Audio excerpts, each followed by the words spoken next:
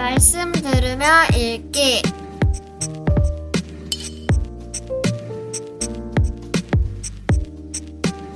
마가복음 6장 아가페 쉬운 성경. 예수님께서 거기를 떠나 고향으로 가셨습니다. 제자들도 예수님을 따라갔습니다. 안식일이 되자 예수님께서 회당에서 가르치기 시작하셨습니다. 많은 사람들이 예수님의 말씀을 듣고 놀라워하며 말했습니다. 이 사람이 어디서 이런 것을 얻었을까? 이 사람에게 있는 지혜는 어떤 것인가? 이 사람이 손으로 일으키는 기적은 어떤 것인가? 그는 목수가 아니냐? 그는 마리아의 아들이고 야고보, 요새, 유다 그리고 시몬의 형이 아니냐? 그의 누이들도 우리와 함께 있지 아니하냐? 그러면서 사람들은 예수님을 배척했습니다. 예수님께서 그들에게 예언자가 고향과 친척과 자기 집을 제외하면 어느 곳에서나 존경을 받는다 라고 말씀하셨습니다. 예수님께서는 몇 명의 환자에게 손을 얹어 고쳐주셨을 뿐 많은 기적을 일으킬 수 없었습니다. 예수님께서는 그들이 믿지 않음에 놀라셨습니다. 그 후 예수님께서 마을을 두루 다니시며 가르치셨습니다.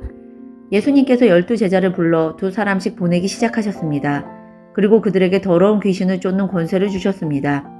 예수님께서 제자들에게 명하기를 여행할 때는 지팡이 외에 아무것도 가지고 다니지 말고 빵이나 가방도 가지지 말며 주머니에 돈도 넣고 다니지 마라고 하셨습니다. 또한 신만 신고 옷도 2벌씩 갖지 말라고 하셨습니다. 예수님께서 이어서 말씀하셨습니다. 어느 집에 들어가든지 마을을 떠날 때까지 거기 머무르도록 해라. 너희를 받아들이지 않거나 말씀에 귀를 기울이지 않으면 그곳에서 나올 때 신발에 묻은 먼지를 털어버려서 그들에게 증거로 삼아라. 제자들은 가서 사람들에게 회개하라고 전하였습니다. 또 많은 귀신들을 쫓아내고 많은 환자들에게 기름을 부어 병을 고쳐주었습니다. 예수님의 이름이 널리 알려져서 헤롯 왕도 예수님의 소문을 들었습니다. 사람들은 세례자 요한이 죽은 사람들 가운데서 살아난 거야. 그러니까 이런 기적이 그분에게서 나오는 거야 하고 말했습니다. 어떤 사람들은 이렇게도 말했습니다. 그분은 엘리야다. 또 다른 사람들은 그분은 옛날에 있었던 예언자와 똑같은 예언자야 라고 말했습니다. 헤롯이 이런 소리를 듣고 말했습니다. 내가 목을 잘라 죽인 요한이 다시 살아났구나. 예전에 헤롯은 요한을 잡아오게 하여 감옥에 가두어 준 적이 있었습니다. 이는 헤로디아와 관련된 일로 헤롯이 자기 동생 빌립의 아내인 헤로디아를 아내로 삼아 버렸기 때문이었습니다. 요한은 헤롯에게 자기 동생의 아내를 자기 아내로 삼는 것은 옳지 않습니다. 라고 말하곤 하였습니다. 그래서 헤로디아는 요한을 미워하였습니다. 헤로디아는 요한을 죽이고 싶었지만 그럴 수 없었습니다. 그것은 요한이 의롭고 거룩한 사람이란 것을 아는 헤롯이 요한을 두려워했기 때문입니다. 그래서 요한을 살려두었습니다. 요한의 말이 듣기엔 괴로웠지만 그의 말을 즐겨 들었습니다. 그런데 요한을 죽일 수 있는 좋은 기회가 왔습니다. 자기 생일에 헤롯은 고관들과 천부장들, 갈릴리의 귀분들을 초청해서 잔치를 베풀었습니다. 헤로디아의 딸이 춤을 춰서 헤롯과 잔치에 참여한 손님들을 즐겁게 해주었습니다. 그래서 헤롯 왕이 소녀에게 말했습니다. 내가 원하는 것을 말해라. 그러면 그것을 선물로 주겠다. 헤롯은 내가 무엇을 달라고 하든지 다 주겠다. 내 나라의 절반이라도 말이다. 하고 맹세했습니다. 소녀는 자기 어머니에게 가서 무엇을 달라고 할까요? 하고 물었습니다. 그러자 어머니가 대답했습니다. 세례자 요한의 머리를 달라고 해라. 소녀는 즉시 왕에게 돌아가서 바로 이 자리에서 세례자 요한의 머리를 쟁반에 담아주세요. 하고 요청했습니다. 왕은 매우 괴로웠지만 자기가 한 맹세 때문에 그리고 잔치에 참여한 손님들 때문에 소녀의 요청을 거절할 수 없었습니다. 왕은 곧바로 시위대 군인을 보내 요한의 머리를 가져오라고 했습니다. 군인은 가서 감옥에 있던 요한의 머리를 잘랐습니다. 그리고 쟁반에 담은 그의 머리를 가져와 소녀에게 주었고 소녀는 그것을 자기 어머니에게 가져다 주었습니다. 요한의 제자들이 이 소식을 듣고 가서 요한의 시체를 가져다가 무덤에 묻었습니다. 사도들이 예수님께로 돌아왔습니다. 그리고 자신들이 했던 일과 가르쳤던 것을 모두 예수님께 말씀드렸습니다. 예수님께서 말씀하셨습니다. 외딴 곳으로 따로 가서 잠시 쉬도록 하라. 이렇게 말씀하신 것은 오고 가는 사람들이 너무 많아 예수님과 사도들이 식사할 시간조차 없었기 때문입니다. 그래서 그들은 외딴 곳으로 배를 타고 갔습니다.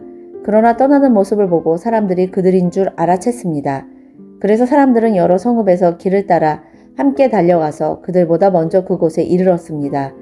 예수님께서 배에서 내리시면서 많은 사람들을 보셨습니다.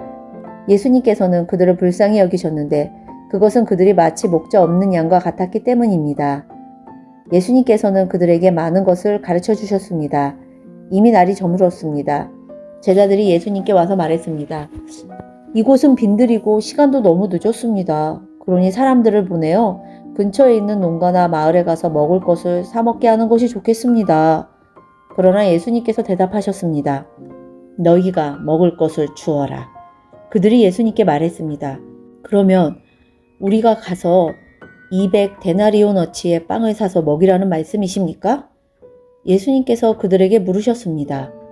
너희가 가진 빵이 얼마나 되는지 가서 알아보아라. 그들이 알아보고 나서 말했습니다. 빵 5개와 생선 2마리가 있습니다. 예수님께서 사람들에게 무리를 지어서 풀밭에 앉으라고 하셨습니다. 사람들은 100명 혹은 50명씩 때를 지어 앉았습니다. 예수님께서 빵 5개와 생선 2마리를 들고 하늘을 우러러 보시며 감사 기도를 드리셨습니다. 그리고 제자들에게 빵을 떼어서 나누어 주도록 했습니다. 그리고 생선 2마리도 나누어 주셨습니다. 모든 사람들이 배불리 먹었습니다. 제자들은 12광주리에 남은 빵 조각과 물고기를 거두어 드렸습니다. 빵을 먹은 남자 어른은 5,000명이었습니다. 예수님께서 제자들에게 배를 타고 호수 건너편에 있는 벳세다로 먼저 가 있으라고 말씀하셨습니다. 그동안에 예수님께서는 사람들을 집으로 보내셨습니다.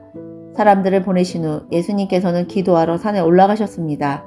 밤이 되었는데 배는 여전히 호수 위에 있었고 예수님께서는 홀로 못해 계셨습니다. 바람이 불어와 제자들이 노를 젓느라고 애를 쓰고 있었습니다. 이 모습을 보시고 예수님께서 새벽 3시에서 6시 사이에 호수 위를 걸어오셨습니다. 그리고 제자들을 지나쳐 가시려고 하셨습니다. 제자들이 예수님께서 호수 위를 걸으시는 것을 보고 유령이라고 생각하여 비명을 질렀습니다. 그것은 그들이 모두 예수님을 보고 무서워했기 때문입니다. 예수님께서 즉시 그들에게 말씀하셨습니다. 안심해라, 나다, 두려워하지 마라. 예수님께서 배에 오르시자 바람이 가라앉았습니다. 그래서 제자들은 크게 놀랐습니다. 그것은 제자들이 빵의 기적을 보고도 아직 깨닫지 못하고 마음이 굳어져 있었기 때문입니다. 예수님과 제자들이 호수를 건너 게네사렛이란 곳에 도착하였습니다. 그리고 거기서 닻을 내렸습니다. 그들이 배에서 내리자 사람들이 예수님을 즉시 알아보았습니다. 사람들은 온 마을을 다니면서 예수님께서 계시는 곳마다 환자들을 침상에 눕혀 데려오기 시작했습니다. 예수님께서 마을이든 읍내이든 농촌이든 어디에 가시든지 사람들은 병자들을 시장에 데려다 놓고 예수님의 옷깃이라도 만질 수 있도록 간청했습니다. 예수님을 만진 사람들은 모두 병이 나았습니다.